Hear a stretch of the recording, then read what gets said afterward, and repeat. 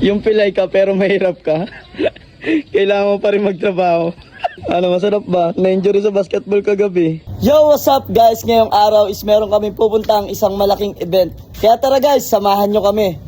At syempre, dahil meron kaming big event, sakto, dumating yung pangmalakasan namin costume. Salamat sa nagpadala ng costume. Yes, maraming salamat sa nagpadala ng costume. Ito yon.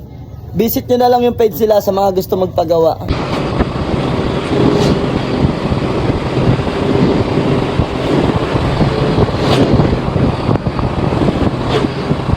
Yo guys, andito na kami. Ayun, ang daming tao.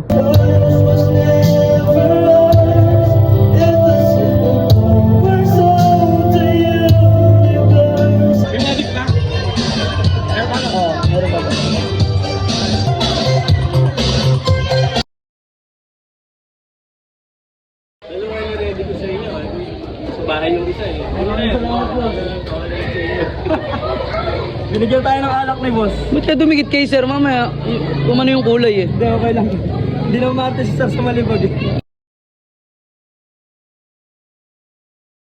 Papunta kami sa show ngayon, kasama namin si manager. Manager, hay ka muna sa camera. Eh, malayo po bo.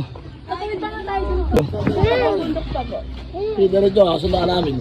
Ilang ilog ang tinawid. Malapit lang naman, 5 oras namin naglalakad. Pasok na ba? Pasok ni. Yan guys, andito namin sa party. Tumuha ka na. Can you say Papa? Ali-salig. Hindi nyo alam yan? Bago yan ah.